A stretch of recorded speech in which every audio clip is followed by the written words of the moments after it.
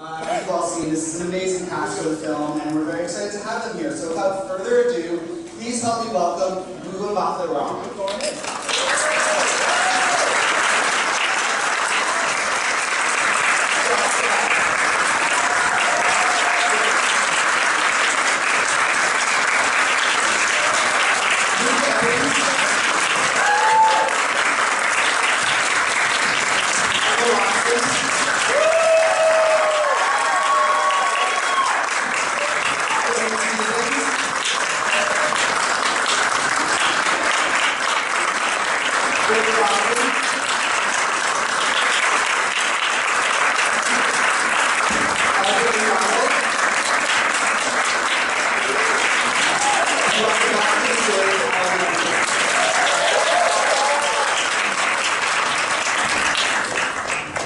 Thank you all so much for being here today. Congratulations on the film. Bill, I'm going to start with you. You know, the animated movie is, for so many people, their favorite film of all time.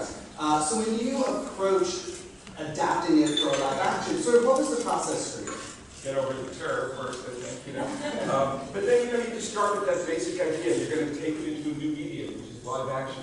They're going to be actors. Emma's going to be playing a character on real locations who has to fall in love with the beast. So all the behavior, which is, you know, let's face it, an animated film is sort of, you know, a little more exaggerated. It has to come into reality. And that, once you start to investigate that, then you realize, wow, there are questions maybe you never asked before that you want to know about. How did Belle and Maurice wind up in this village where they're outsiders, you know? And that leads to then new songs, and suddenly you're creating something new. Yes, we had these discussions.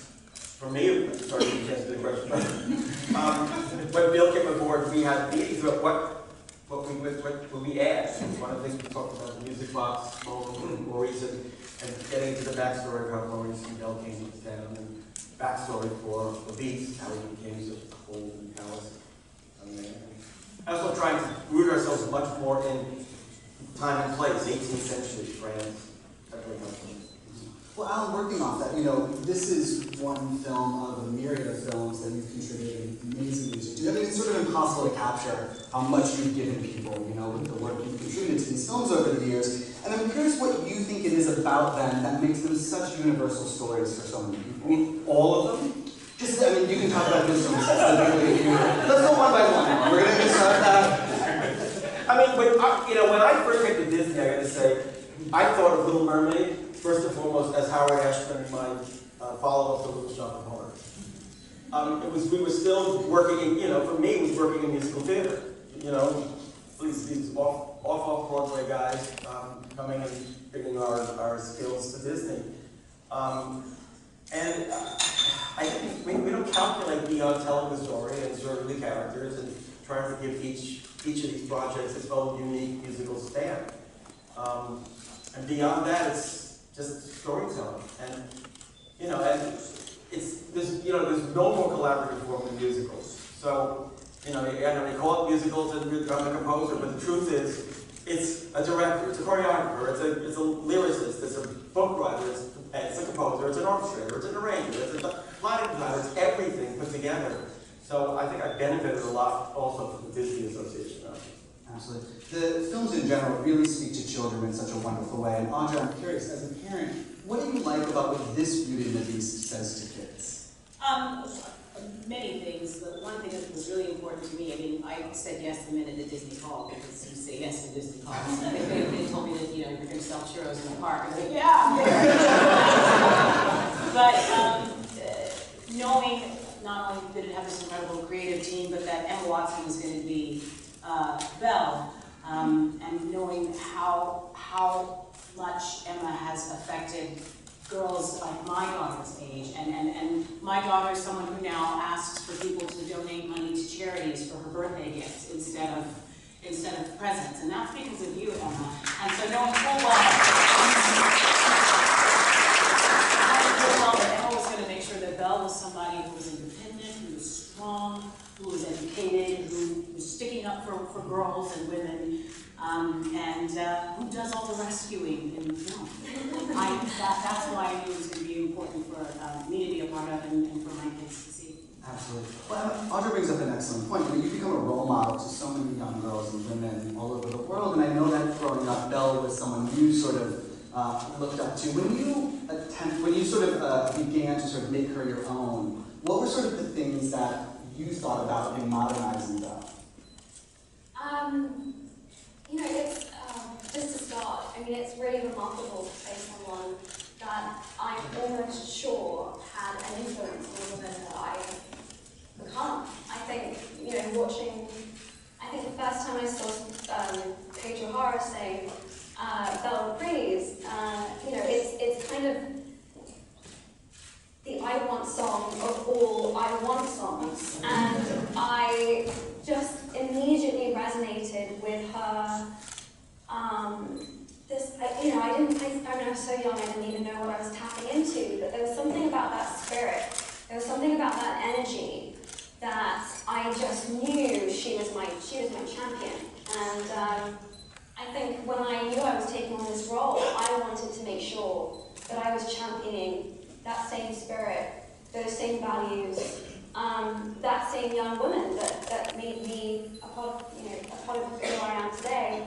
And so, you know, every time we would address a new scene that Bill or Steve or Evan had put together, you know, I just kind of went, I just always had the original DNA of that woman in mind, and I would, you know, and I had my fists up, you know, I was ready to fight because she was so crucial for me, and you know, it was just taking what was already there and just expanding it. And I love that in our version, Belle is not only, you know, kind of odd and doesn't fit in, and you know, you see her reading, and you see her not really a part of the community. In our film, she's actually an activist within her own community. She's teaching as a young girl to a part of the village to read, and you know, moments like that where you could see her expanding beyond just her own little world and trying to kind of grow it. I thought I loved that, and that was amazing to get to do. You know, I think in bringing this to life, one of the probably the biggest challenges with the creation of the Beast, because you know he's such a huge player, the physicality has to be so intense and large and specific. And I mean, I think the film does an amazing job, and Dan, you do an amazing job with that as well. And I'm curious, sort of, when you approach that, you know, there's so much there. You know, there's the face and the costume and the height. But I mean, did you approach playing him any differently than you would sort of, you know, any other character you've played? Well, it was a very physical engagement. I think just to support that muscle suit on stilts was a challenge that I'd never really encountered before.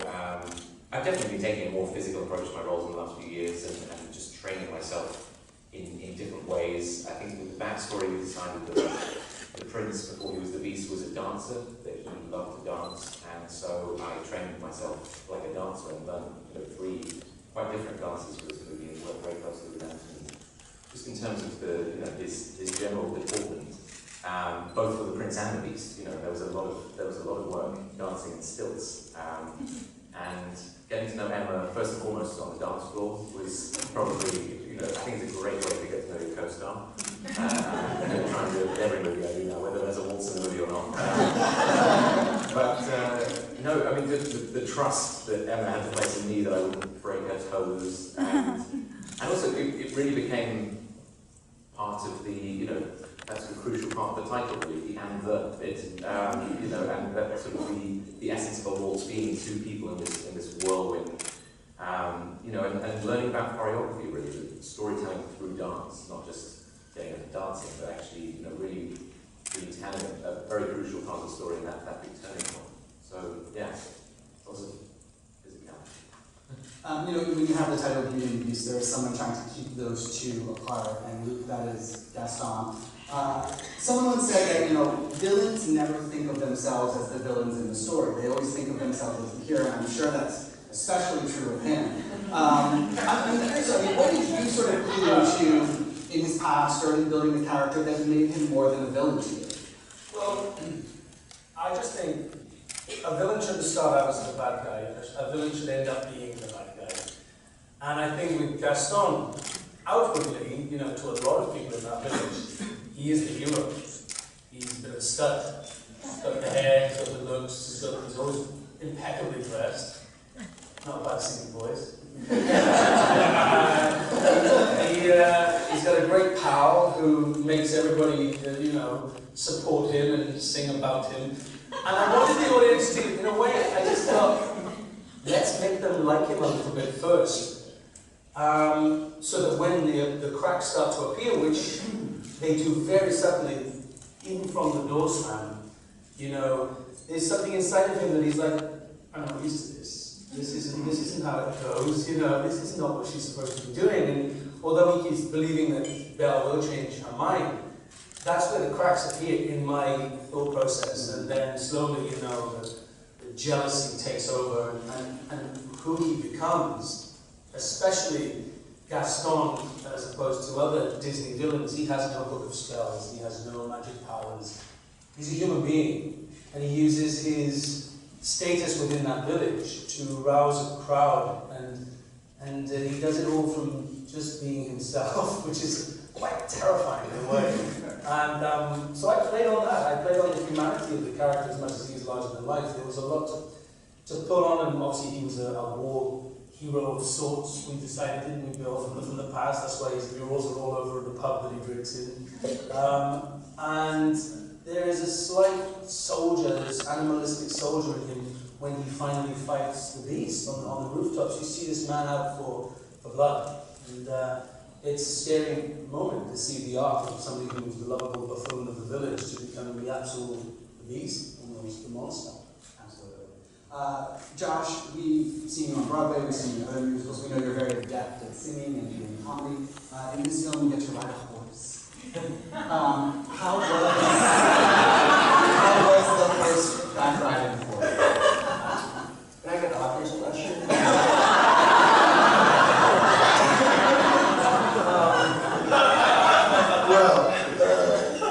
I want to get comfortable first.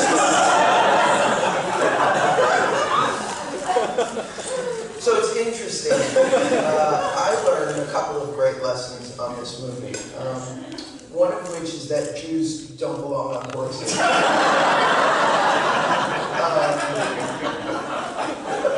Specifically overweight Jews. My horse was an anti-Semite.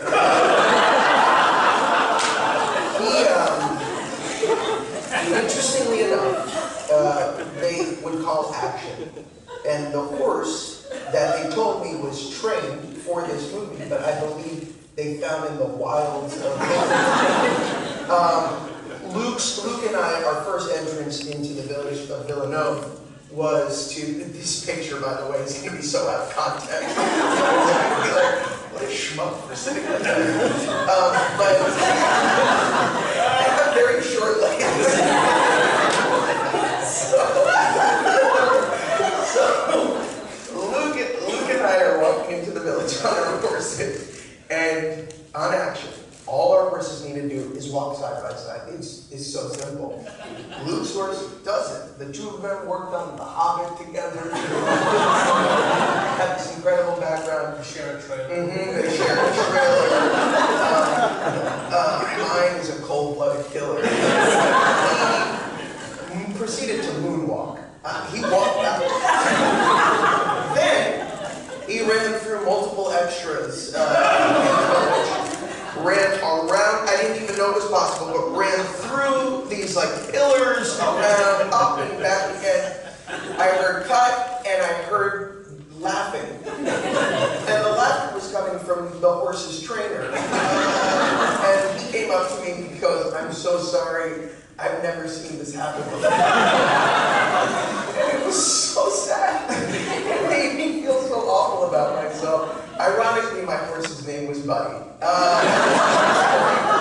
He's nobody's buddy. I'm begging Disney to press charges against him. And I've told my agents to never send me another script with a horse in it.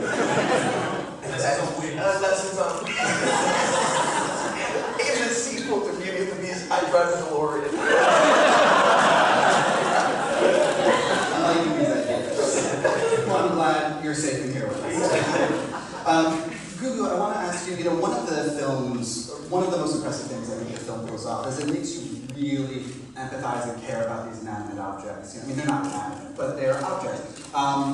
And for me, I think one of the most emotional moments of the film is when the curse is taking them over at the end and you're watching them say goodbye to one another. I mean, doing the voice work with that, I mean, how do you inject so much emotion into something, into a feather duster?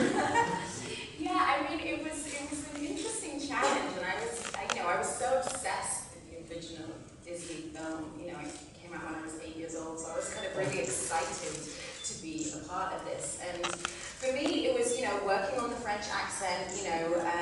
Both myself and Ewan had the same dialect coach, and then just playing in the studio and Bill encouraging us to, embrace that sort of inner child and that real sort of let's pretend kind of freedom. And for me, having done a few serious roles that year, to be able to embrace the feather duster plumette and to also be able to really not be limited by your own face and your own body, that you can really, as I say, just play, was so joyful. And then again, when we all got to, be on set for that transformation sequence, and all these legendary actors are there, and to be swirling around that Disney ballroom, it was just really, really magical.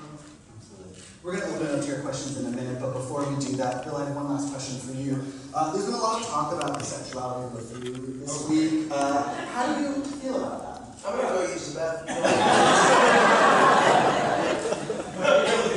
I talked before about how you translate this into a live action. That means filling out the characters. It's also a translation to 2017, And what is this movie about? What has this story always been about for 300 years? It's about looking closer, going deeper, accepting people for who they really are. And in a very Disney way, we are including everybody. I think this movie is for everybody, and on the screen you'll see everybody. And that was important to me, I think, to all of us.